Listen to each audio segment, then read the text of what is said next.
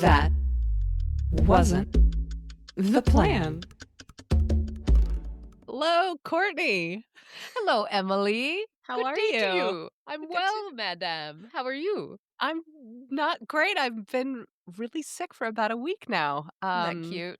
Yeah, you can hear it in my voice, and I apologize to you and all of our listeners if I cough or sneeze, or you just can't understand anything I'm going to say today. But oh my gosh, I am so looking forward to today's That Wasn't the Plan episode because we have an amazing guest with us today. And she is our first guest, and that is this. There couldn't be a better person to be filling this role today for us. Indeed, because it's never the plan to get an infestation of any kind of bug in your house or wherever you're staying, but especially bed bugs. And I know nothing about bed bugs, but today we have got Dr. Dini Miller with us. She is a professor at Virginia Tech, internationally recognized expert in urban pest management. She has a PhD in urban entomology. Ow! She has been inducted into the Pest Management Association Hall of Fame. How? She's been advisor to housing authorities, hotels, shelters, and schools. She's published early research on insecticide-resistant bed bugs.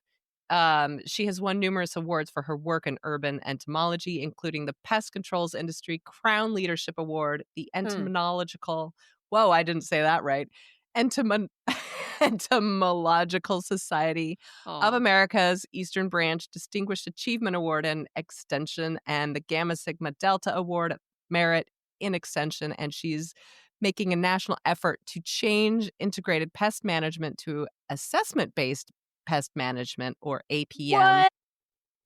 I mean, my God, she's also a total babe. She's a total babe. So without further ado, Dr. Dini Miller, thank you. Oh, look at her. Oh my gosh, she's so foxy. So, Dini, you and Courtney go way back, and she has told me so many frightfully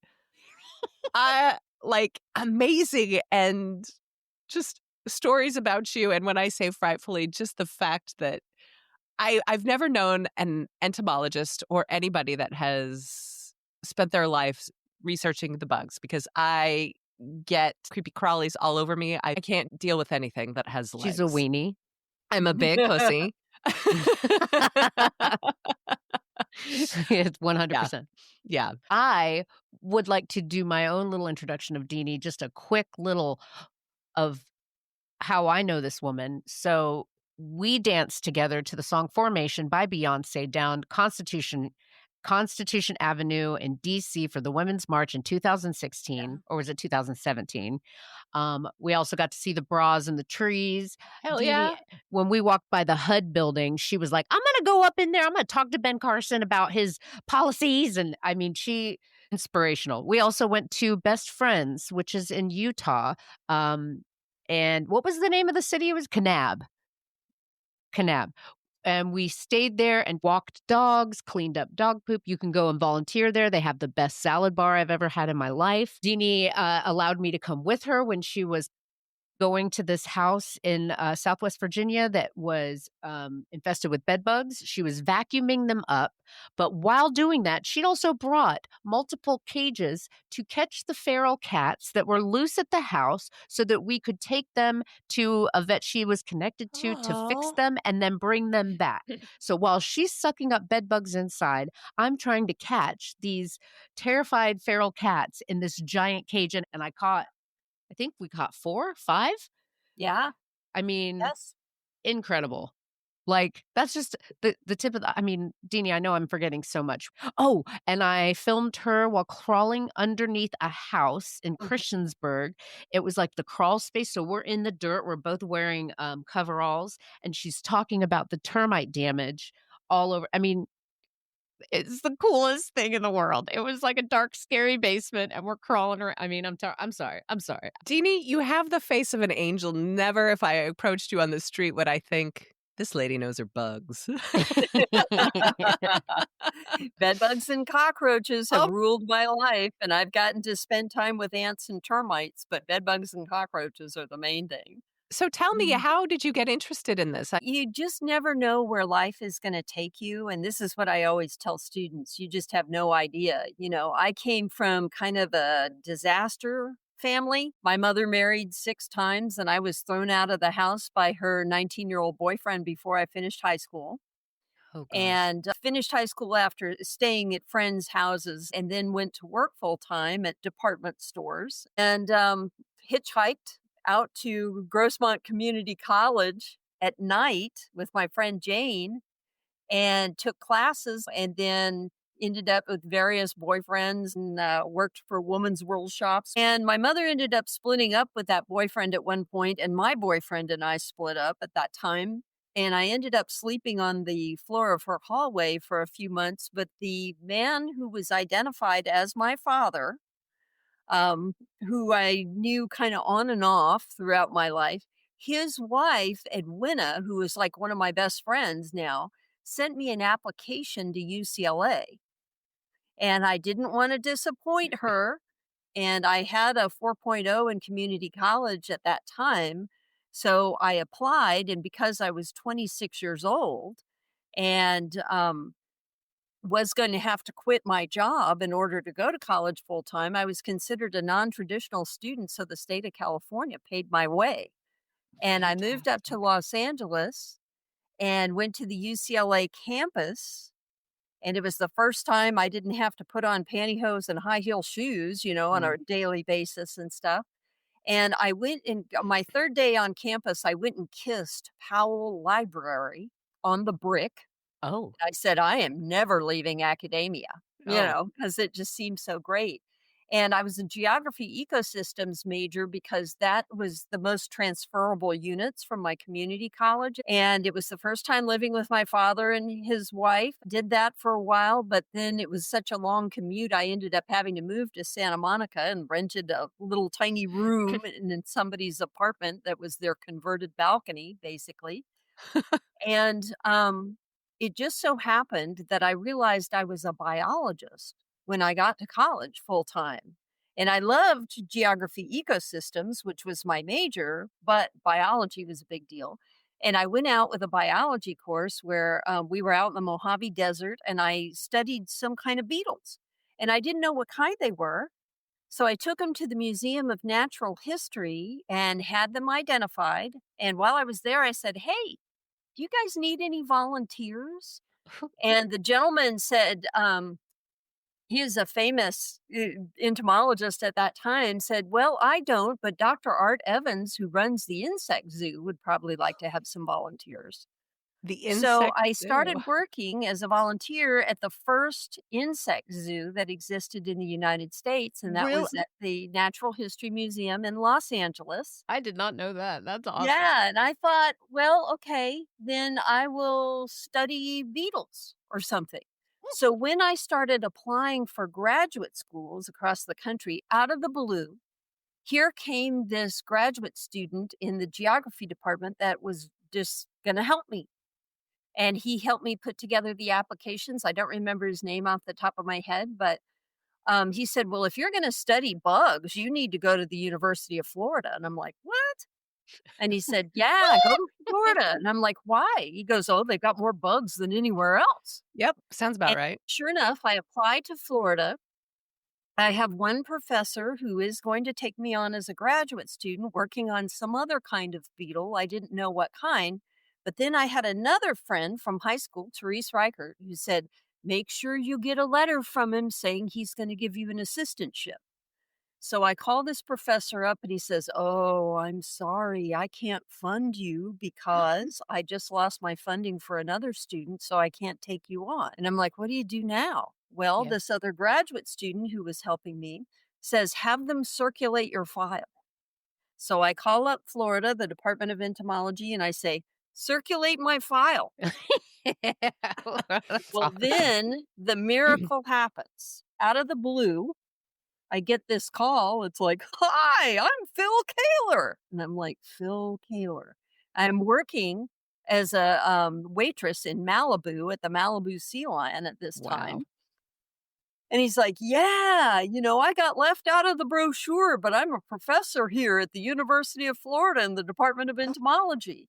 And he said, "We have a world famous sewage treatment plant. You need to get out here and see it." And I'm like, "Sewage treatment plant?" Hell And yeah. then he says, "Yeah, we're catching 8 pounds of American cockroaches a night. And I'm going to Ugh. take the students out there and let them crawl up the legs of their pants." And I thought, this is the craziest thing I have ever heard. But then he says, "If you switch from beetles to cockroaches, I'll fund you all the way through the PhD." Dude. And Okay. I was like, now I had graduated magna cum laude from UCLA. So I'm like, okay, I guess he'll do that. So I got in my 1972 Datsun station wagon and drove from Los Angeles to Gainesville, Florida. And from that day to this is still the best decision I have ever made. Woo! Yeah. You just don't know where life is going to take you. I didn't know anything about bugs. Thought I was going to study beetles. Ended up in cockroaches. Best thing I ever did. Wow, is that not that wasn't the plan? Because there wasn't a plan. She was just like, I love all of these wonderful guides that popped up were like, "You need to Yes. request a Yes. circulation." Right. Right. I Yes. just Phenomenal. had these miracles happen. And little did I know, Dr. Phil Kaler taught me how to do public speaking and how you presented scientific data. And this is not a talent that I knew I had, but he did a lot of extension work. So I had to learn that as well, going out and training people about bugs. I started winning these awards all over the place. And through So my master's and PhD, even though I worked on German cockroach aggregation pheromone, which is basically found in cockroach feces. yeah. So I like to say today, I'm a German cockroach crap specialist. Yes, she is. Okay. Now, Deanie, if But you'll confirm this, I told Emily you can walk into a restaurant and smell if there are German cockroaches infestation. Is that yeah, true? I've had that happen. Yeah. Oh my And God. also you can pick up a glass, one of the water glasses and, oh, Americans. Yep. Really? Yeah. Oh my Is that the God. like turtle water tank smell that you get from glasses? Sometimes when you drink water out of, do you know what I'm talking about? You drink No, it and it these were smells. American cockroach smells, and I Oh, passed it around to other entomologists that were at the table with me, and we all agreed, "Oh, yeah, definitely." Oh my God. Oh, that I'm is so never cool. eating out again. Did you guys stay and eat there? Oh, yeah. Yeah. See, that's what I dig is that it's not like No, hysteria. It's like, yeah, not this at is. all. Can you imagine Not the amount of German cockroach feces we consume on a daily basis? Yeah, it's hard to say. I would say people that live in US HUD housing probably have to eat a lot more accidentally than they Yeah. ever would have dreamed of, but Gosh. Oh my perfectly gosh. survivable. That's what I like to say. Well, and I know that that is super important to you. The HUD found like dealing with them. Can you talk to us a little bit about what kind of work you've done with them? Well, primarily, I've done a lot of cockroach work Mhm. there. And one of the things that I'm responsible for discovering that's gotten me, I've been asked to speak all over the world about it, is that Seriously, all over the freaking world. bait formulations instead of sprays, because our sprays are about 55 years old now and not really working that well.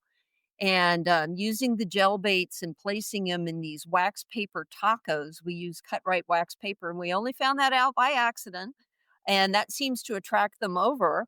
And we can actually feed them this bait without asking the residents to clean before Yeah. us getting there. We actually don't want to disturb the cockroaches or move them around right before we try and give them snacks. And so they're happy Yes. and hungry. And we're using traps overnight the night before to kind of assess the population size. So that tells us how much bait to put out. And that's where I'm coming up with this APM. Because IPM was developed for agriculture and it And was what is developed to do, IPM? yeah, Sorry. integrated pest management. It was developed for agriculture to avoid pesticide resistance and it got cut and pasted onto the urban environment, but that's really not the same thing. Mhm. So I'd like to switch it to assessment based pest management so everybody understands something's going to be assessed. Like, Right. how many bugs did you have before? And then we treated them. How many did you have after? Is this treatment working kind of Right. thing? Mhm. So, how did you get from cockroaches to bed bugs? Well, I got hired the week I graduated with my PhD here at Virginia Tech. So, moved from Florida to Virginia Tech as the urban pest management specialist. Yeah, So, girl. that meant anything that was a pest that got in the home would be an area that I covered. And when I first got here, subterranean termites were the big topic. So, all my graduate students and everybody worked on subterranean termites. Then the non repellent termiticides came out, and that worked so much better that issue really calmed down.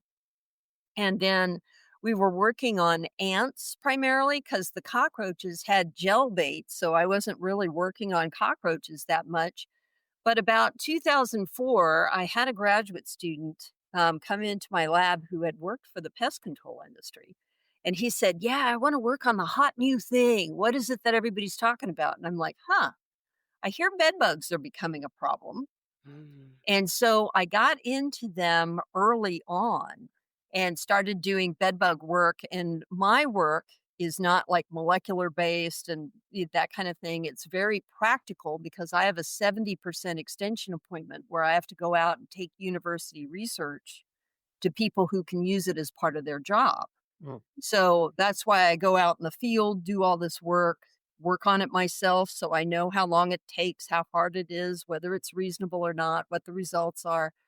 And so we started doing work on bed bugs out in the field and were able to determine that they were highly resistant to those insecticides that we are allowed to use indoors because of the Food Quality Protection Act. And that's Interesting. one of the challenges that we're facing today. All right. So, what is usually the moment people first realize, oh no, this might be bed bugs? What do they look like? What are the signs? Well, typically, and I hear from tons of people all the time. I get calls that about, I think I have bed bugs, when in fact, what they describe doesn't sound like bed bugs at all. Mhm. But if anybody gets a bite from anything these days and they think that it's either happened in their home or somebody else's home, or they went and traveled somewhere, then they are suspicious that it's a bed bug issue because the media has promoted it so much. Mm. Yeah. And what do they look like? What do bed bugs look like? Yeah. How would I know that I have them? Oh my goodness. Let's see. What Yeah. did I Oh, do? I had my dish Oh in my God. first until just about an hour ago. oh no. Um, do you have time for me to run and get them? Yes. Yeah. Okay, Please. Oh one my sec. god. I could listen to her talk. I mean, she's so freaking like so smart and So so smart. she's freaking awesome, man. I and I just like how she was like, "Well, I was into Beatles." And then I was like, "Hey, what's the hot topic now?" And dude, she is just the freaking coolest. You see them in the petri dish here? Oh, they're Yes! big. Yeah. Oh, yeah. You can totally Okay. see them. And do you see that little tiny one running around? Oh, yeah. Yeah. Kind of at the top, you've got some small ones moving too. Yeah. They're Those are pretty the busy. immatures, the baby ones. Oh, fuck.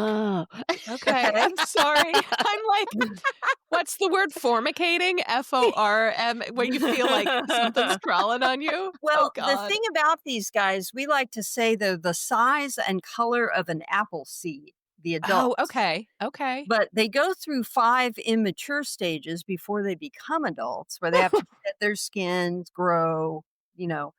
And those are usually kind of beigey colored unless they've been eating. So beige colored. And you can still see them. Even the teeniest, tiniest ones we like to say are like the size of a comma in a paperback Okay. book. Okay. So people will Yeah, see them. totally. Okay. And the thing is, they poop a lot because they feed Oh, on blood and they have to poop it out before they can take their next meal to make space in their gut. And so typically what people see a lot of first, if they actually have bed bugs, are the marks, little black marks on their sheets and things like that. In the corners, interesting. right? Like on you check the edges What are the Yeah, places to check? well, the places that bed bugs hang out are usually cracks and crevices and things like that, so Oh, they'll yeah. usually be around the perimeter of the bed, but they can poop anywhere, including right on your face. Oh my god. Oh my god. And so, like, they feed on only blood, human blood, is that That's true? right. Well, not just human blood, they'll feed on chicken blood and things like that too. They Oh, just can't okay. deal with fur very well, so they Oh. don't tend to Oh. feed on pets. You know, if you think about fleas, fleas are flattened from side to side, so they can Mhm. go through fur like this, but bed bugs are flattened from top to bottom, and they can't really get through fur. But Okay. if you have spaces like, the rear end of your dog or Oh, something where there yeah. isn't fur, they could technically feed there. But the thing Um, about humans is we have a lot of sections of our bodies that don't have well, fur, so pretty yep, convenient. Does it feel pretty like convenient. a flea bite or a mosquito bite itchy like that? It depends. You know, we found every person is different. My Okay. ex-husband used to be my technician, and we fed hundreds and hundreds of bed bugs on him because he had no reaction at all. So cool. And I used to have a reaction that was bright red, very itchy, and even looked like little blisters after a Oof. couple of days. But now my reaction has changed. So it's red at first, but that's about it. Doesn't itch Okay. anymore. But everybody's reaction is different. Dini is also part of the recovery program I'm a part of, and that's how we initially met, which I think is also just Yep. paramount to your story. But she has gotten, and I've been volunteering, but she hasn't accepted my volunteers yet to go in and feed the bed bugs because unfortunately, Dini, you lost your Technician. funding and your Yeah, I'm technicians. out of funding. So Oh, it's sorry. awful. So, but people love her so much, and just we like. She has people just walking up to her like, "I would like to donate. I would like to feed the bed bugs." Tell us, Deanie, how we feed the bed bugs. Well, I have them all in these jars. So if you can imagine a pill jar, but you flip it upside down and the bottom has been removed and covered in mesh. And then we put cardboard harbourages in there so that they cross each other, kind of like this. And the bugs can crawl up to the top where the mesh is. And we put that mesh right against your arm. And then they can poke their mouth parts through that mesh and feed on you directly. Now, I also have an artificial feeder. Mm. Okay. Oh, I We didn't put know that. rabbit blood in every week, Mhm. and then we set up a kind of warm water to warm up the bath, and it circulates around, and we can put our individual jars under these different delivery systems, and they put their mouth parts through that.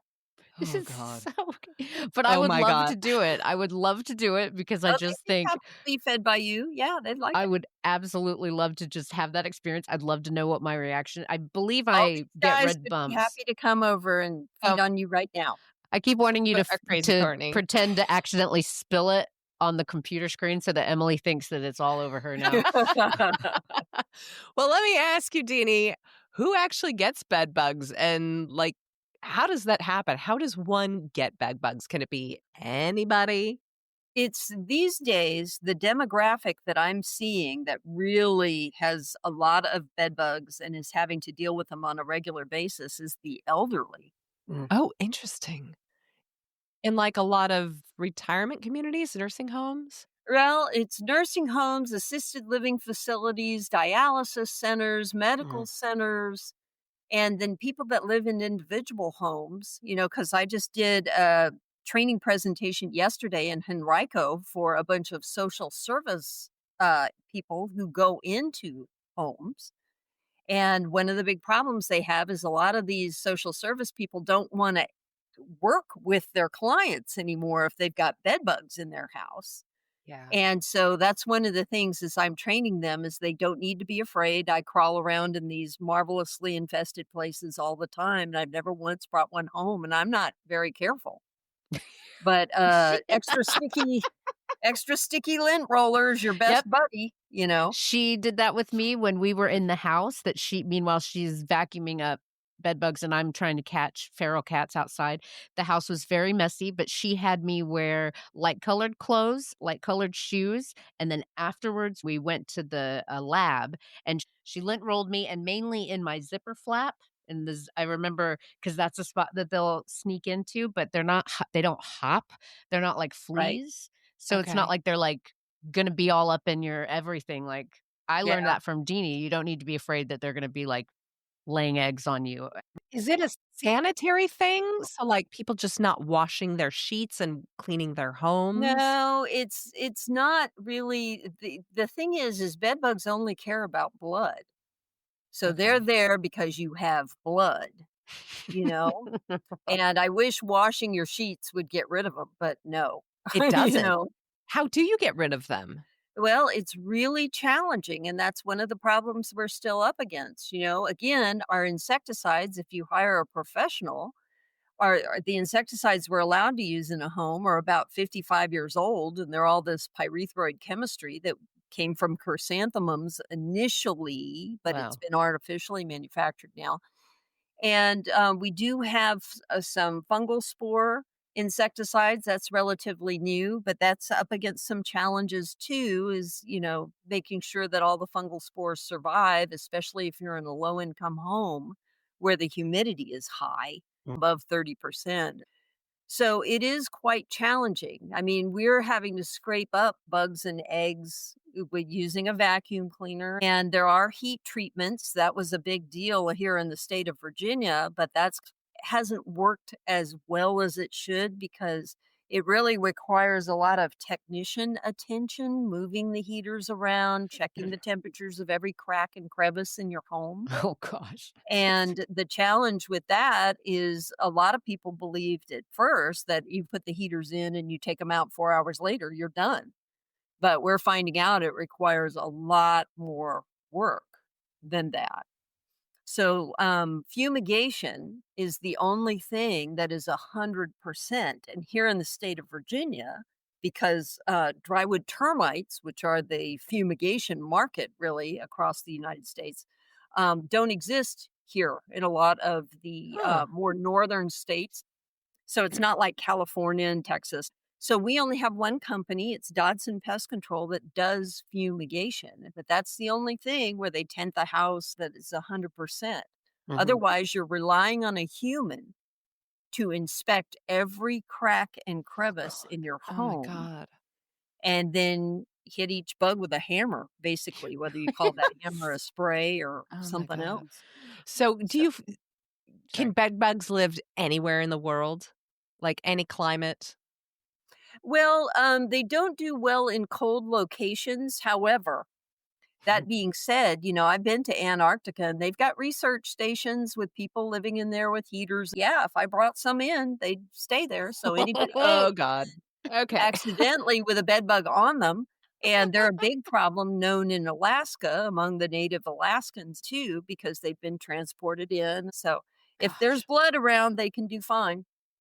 Man, it has never dawned on me in the 14 years that we have been friends what a master, um, what an opportunity it would be to utilize you if you wanted to get revenge on somebody. Emily, you better watch your step because my girl Deanie's got access and I'm gonna go feed them. And then, oh my God. It's never crossed my mind. Deanie, has it ever crossed your mind to put Infest bed bugs? anybody? Yeah. No, no, not really. Okay. Yeah. That would be a horrible thing to do to anybody. Horrible. And Oh I my love that. I'm god. proud of Well, myself that I've not thought of that. I don't wanna torture them unnecessarily, so they've done a lot for me. They have, and you've They done a lot really for have. them. They really have, I don't know if those bed bugs know they got it made right now. They're just hanging out, getting fed, hanging out with their buds. Yeah. I did ask Deanie once, out of all the bugs that she has studied, which one is the cutest? And Deanie, Which one is the cutest? I Well, I'd remember have which to one you told me. say the immature bed bugs are pretty darn cute, especially if you compare them to human babies. Ew. Yeah.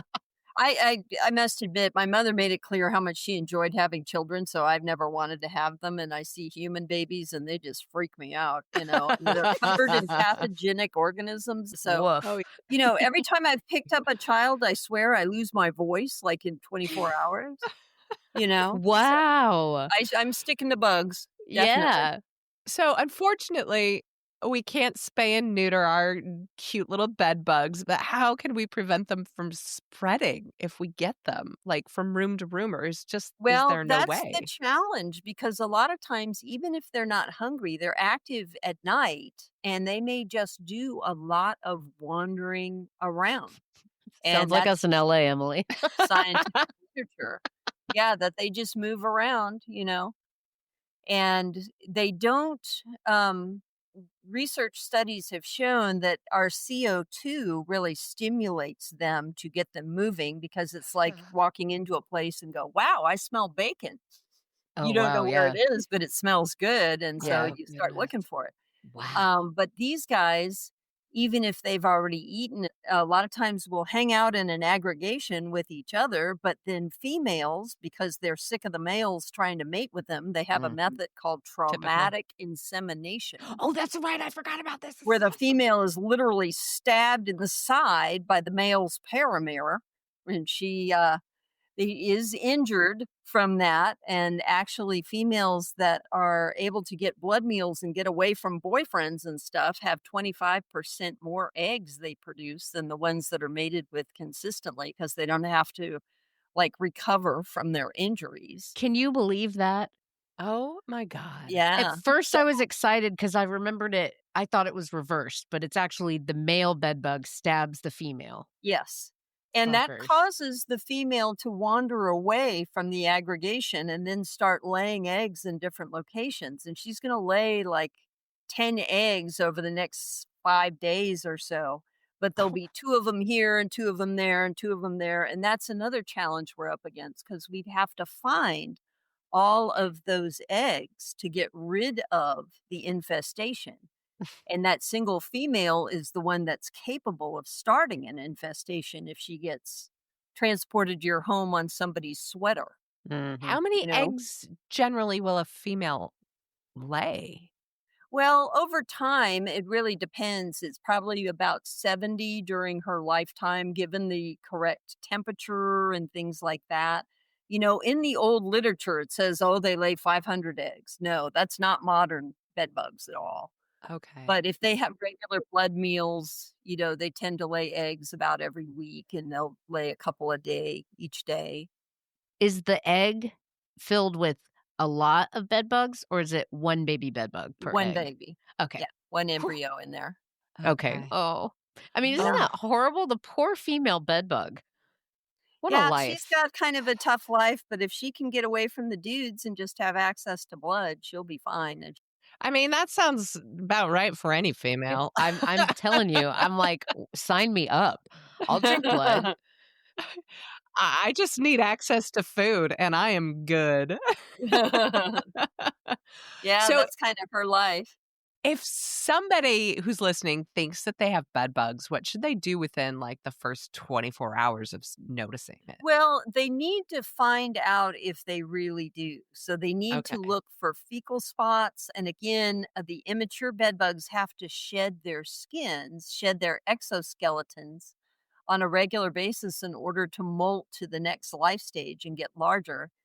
And I was on that Dateline show years ago, and I was one of the few non pedophiles on there. And they took me to hotels in New York City that had been put on the bedbug registry because you can go on the bedbug registry and put down a hotel where you think you can see There's bed such a Oh. thing. stuff. Is it? Should I just Google the hotel bed bug registry? Yeah.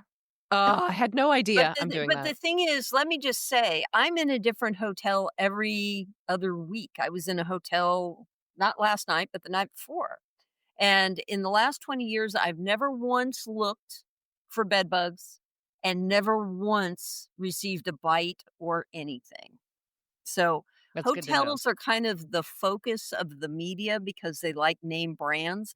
And, when it's Paris Fashion Week, I start getting calls from all these media outlets that want to talk about, oh, what if bed bugs are found in hotels? And that is just not the problem. Apartments in the United States are about 92% Mm. of the bed bug treatments done by the pest control industry. Interesting. So going over to your friend's house and sitting on their couch in their apartment is a little more risky than going and staying in a hotel, Yeah, I you know? believe that. But So when we are traveling, what's a good way to check, like, our Airbnb or hotel for bed bugs? Do you or is it just the fecal stuff? Oh, lint rollers. go over the furniture, go over the bed and stuff, and if you don't see anything stuck here, there's nothing. Oh, fantastic. Yeah, Right? yeah. It's lint No, rollers, I've never worried really. about that, but the one thing I am hearing about is more Airbnbs because people tend to stay there longer, there's more people in there rather than somebody just spending the night on business at a Holiday Inn. Right.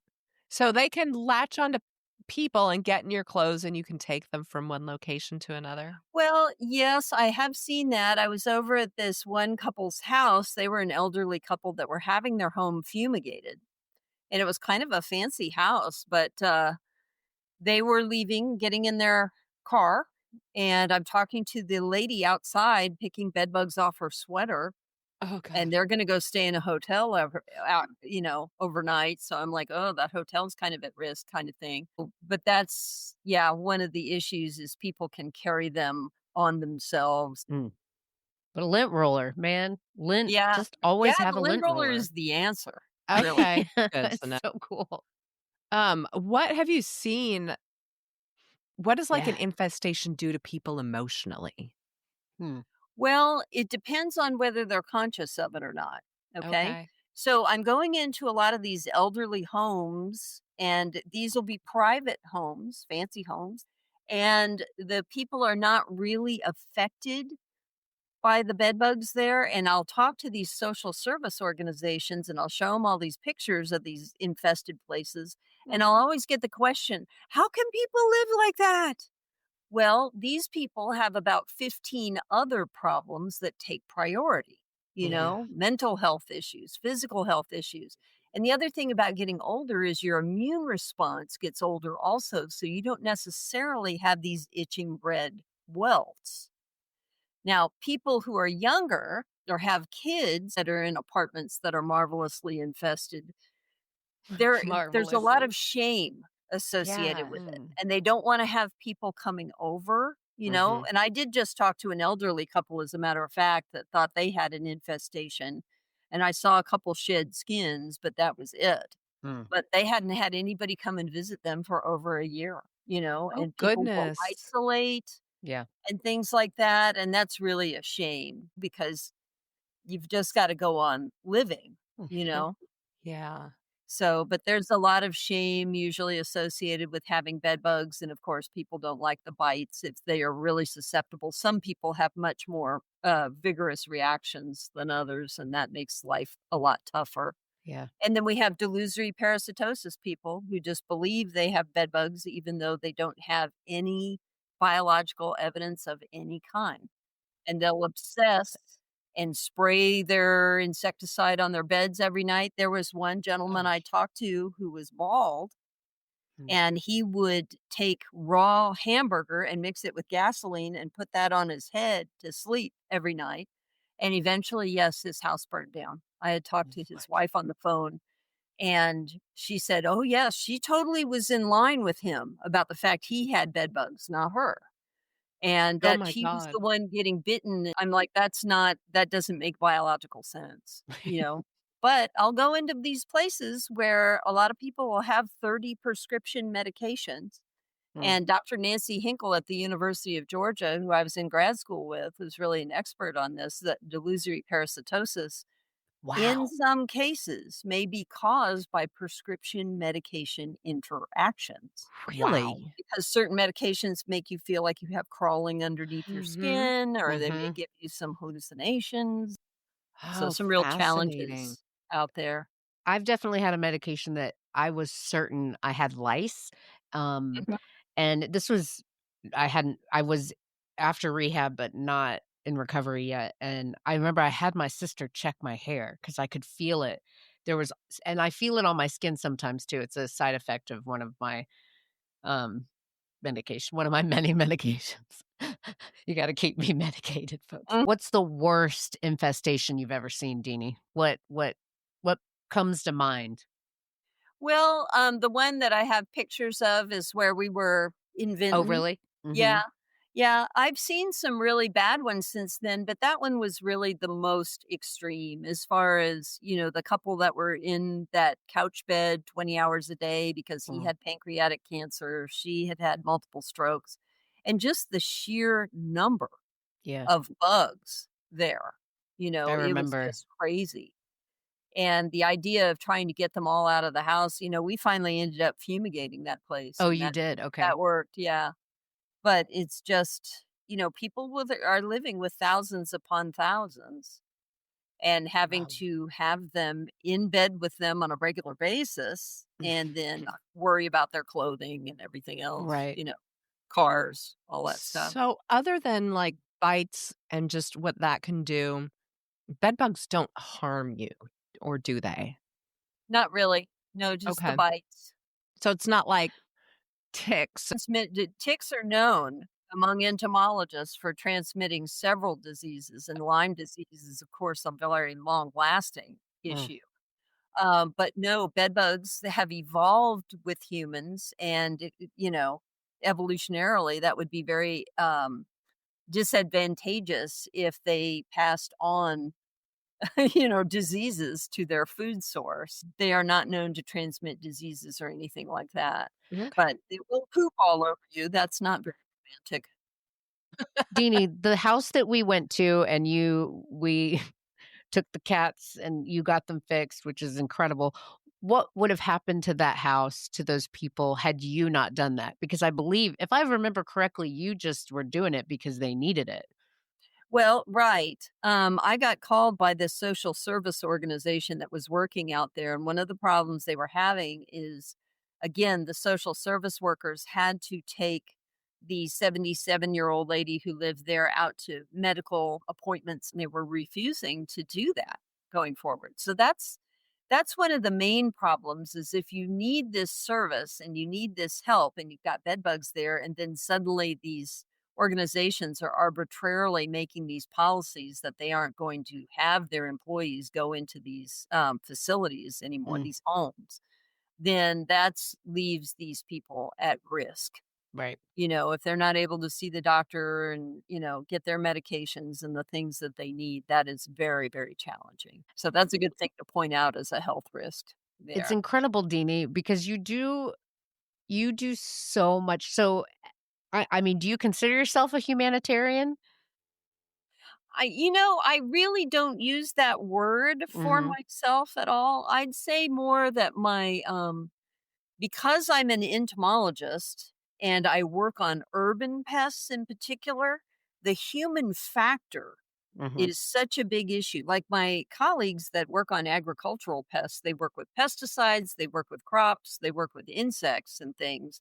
But how people feel about certain insects or how Mhm. they feel about pesticides is really not a factor that comes into it.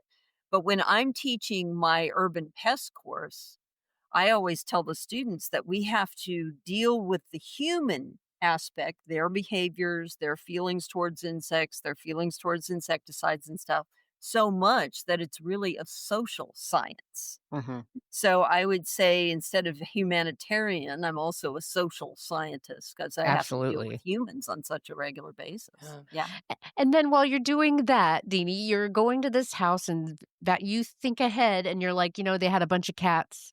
I'd like to go and let's catch those cats while we're also and you do it without any kind of like I'm a really good person. I'm about to do this stuff. You were like, Courtney, do you think you could help me come to? I can't remember how it came up, but you were like, we need to catch some feral cats, and then we need to vacuum up bed bugs. And I was like, absolutely. Like, what an adventure.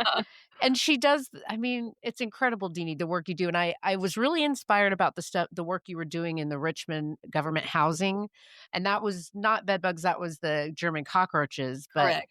Correct. if you'll just give a brief of what that was what a Well, nightmare that was. yeah, well, the problem there is that our government has this policy that when they are hiring contractors, they will go with what is called the lowest responsive and responsible bidder.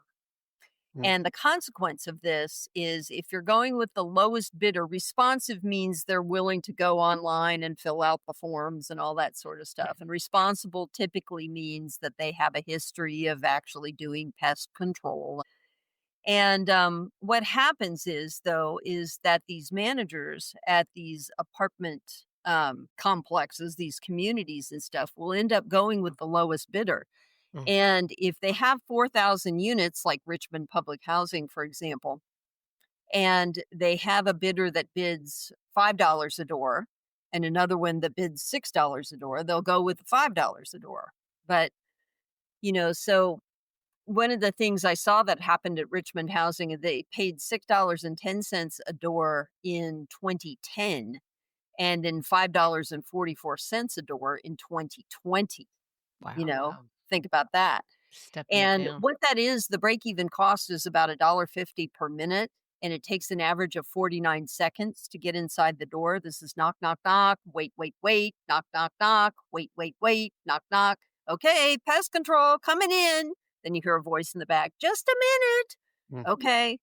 And so the technician has about 2 minutes to get in and out of there. So they'll spray these 55-year-old insecticides for 2 minutes, okay, in cracks and crevices and whatever, and then on to the next unit. And if anybody complains that they still have cockroaches afterwards, it's like, well, you brought them in, Mm. you're not cleaning up. And this has Oh, been the God. excuse for literally more than 30 years, my entire career. That's been what everybody's You're reciting. not cleaning up. It's your fault. Yeah, Mm. and therefore don't expect much from pest control if you don't clean. And the thing is we've been able to show using this assessment-based pest management method that we can actually eliminate the cockroaches. Now, instead of being there once every quarter, we're there every month.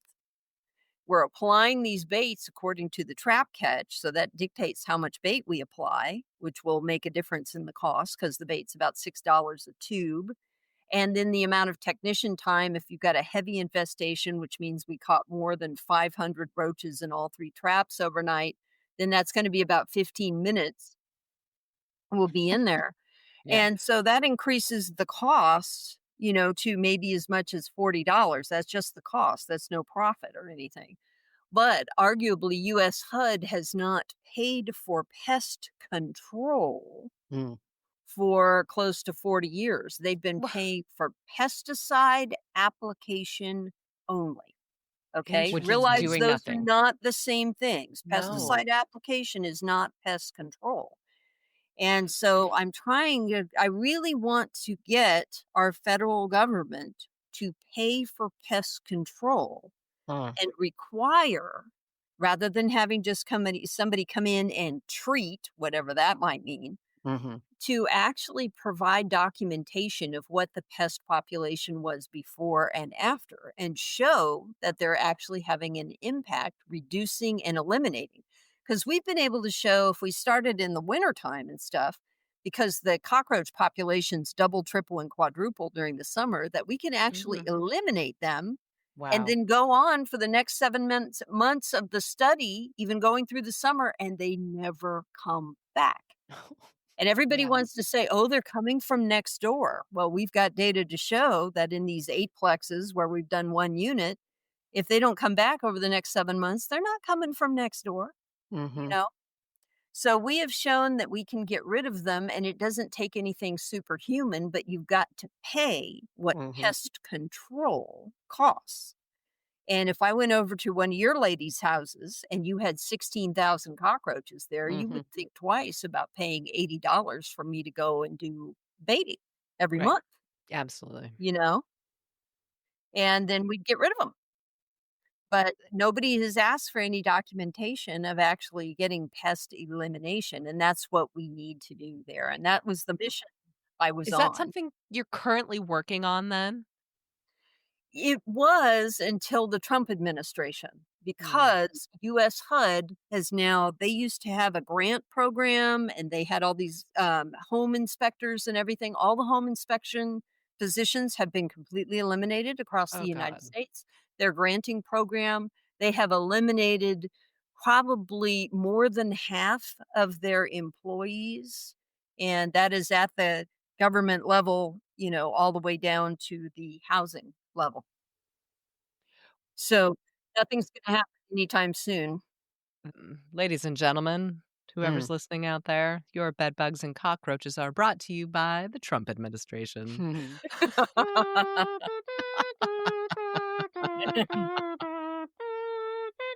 I don't know what song that was, but I'm sorry, but that is horrible. Yeah, yeah, The cut to those federal funds for yeah. something that And that's, one of the issues I worry about with the elderly in particular is that this is going to be another demographic that is living with these large numbers of bed bugs, and assisted living facilities that might be dependent on federal funding are not going to be able to afford what it takes to actually get rid of the bed bugs. And I've already seen situations where the guy who prepares lunch for everybody was told to go out and buy some diatomaceous earth at Lowe's and then apply it on people's beds. Now, that's one thing, but not all diatomaceous earth is the same.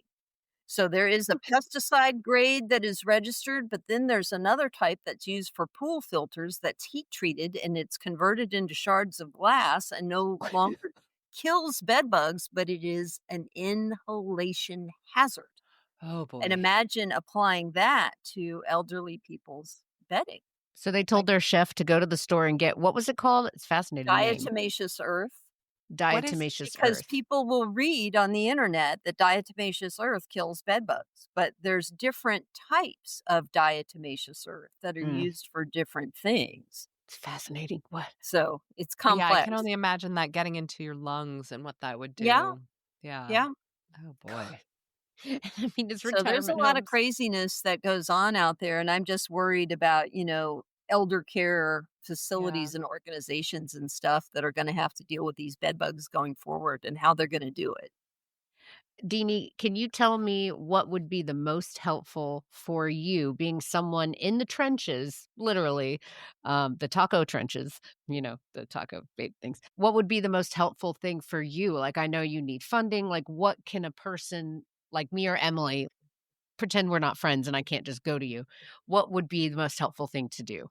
Well, my job right now, and the one grant that I do have some funding in connection with somebody else, is to do training for these different facilities that Oh, service the elderly and social mhm, service work. But trying to make connections to those places is mm, really one of the challenges out hmm, there. If you go online and try and connect with them, they have this kind of big website that they mm, want the age of the parent and they want your zip code and things like that. When I'm trying to actually locate a human and get a phone number and tell them that I'm offering this training for their people, for and it's free. free because it's part of Virginia Cooperative Extension and Wow. everything. Oh my gosh. So, and they need it. And the They Yeah. do. more everybody Right? knows about bed bugs, the more we can reduce this fear and get everybody to just deal with them in a more effective way rather than a "Wah!" Right. kind of Yes. approach to everything. So that's what I'm trying to do right now is get hold of these organizations. And if you guys could reach out or you find the names of anybody or you hear of anybody and connect them to me and allow them to know that this is free training Gosh. and I just wanna get, people on board. My opening slide is always bedbugs are now part of your job, Yeah.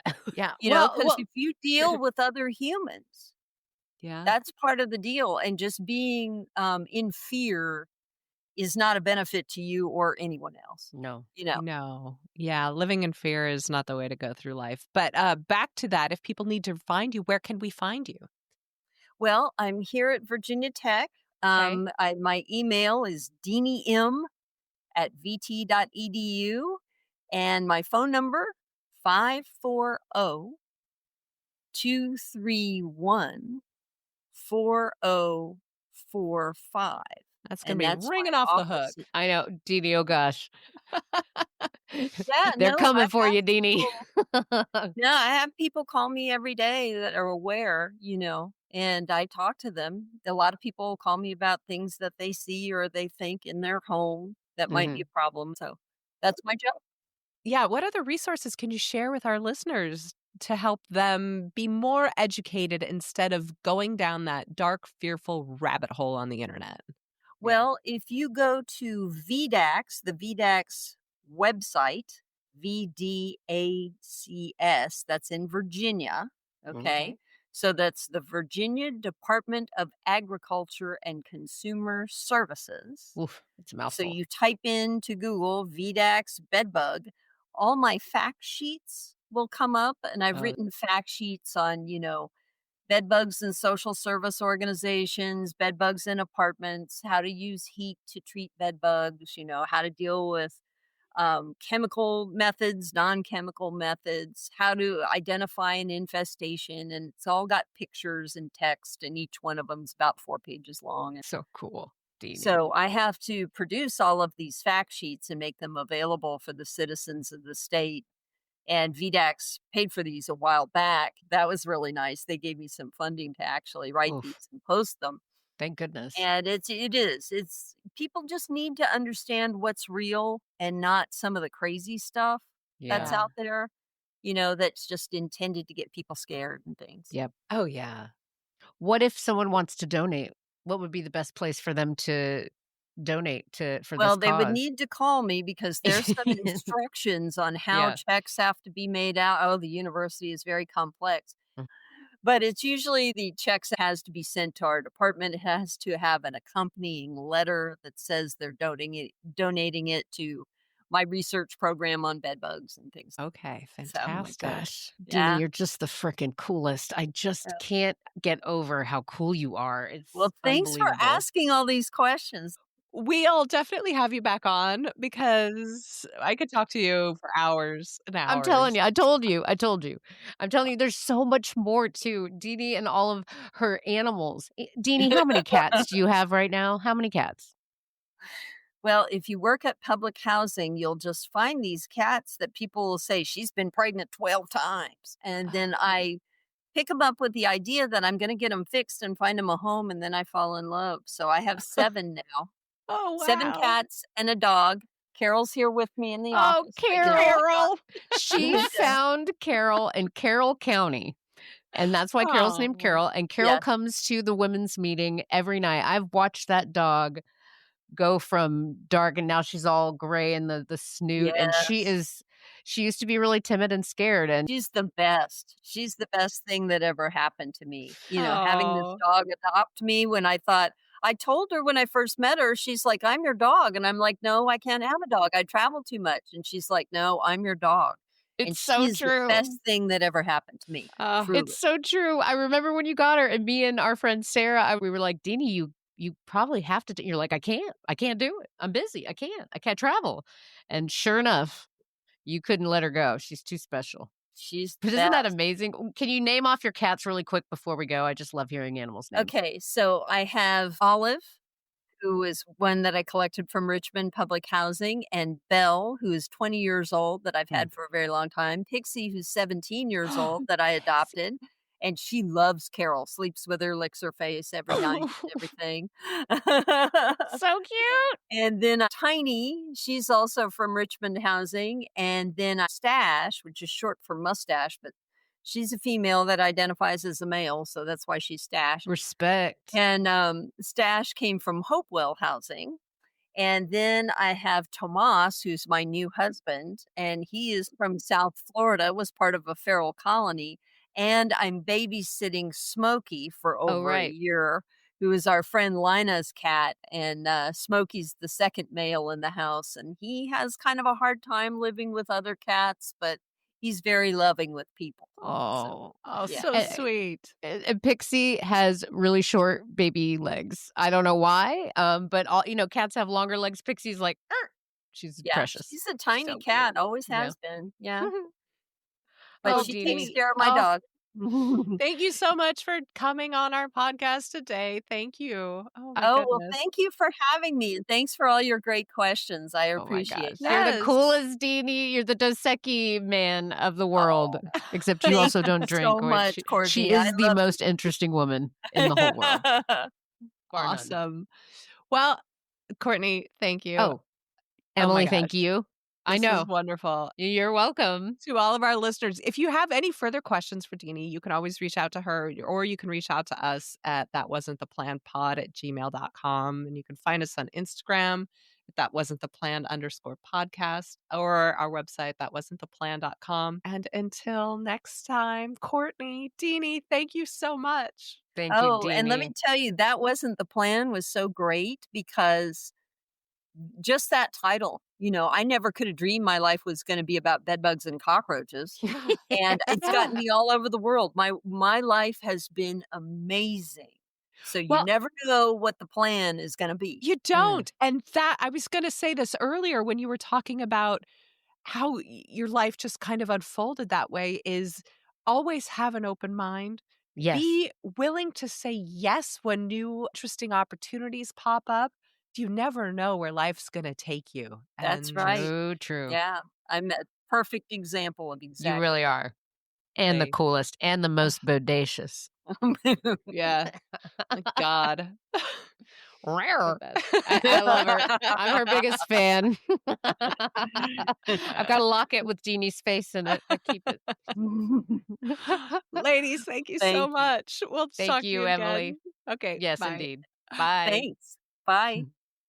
Thanks for listening to That Wasn't the Plan. If you found it helpful, or at least mildly entertaining, a quick rating, review, and a click on the subscribe button would be lovely. And it genuinely helps us. And if a friend comes to mind, please share. Until next time, bye!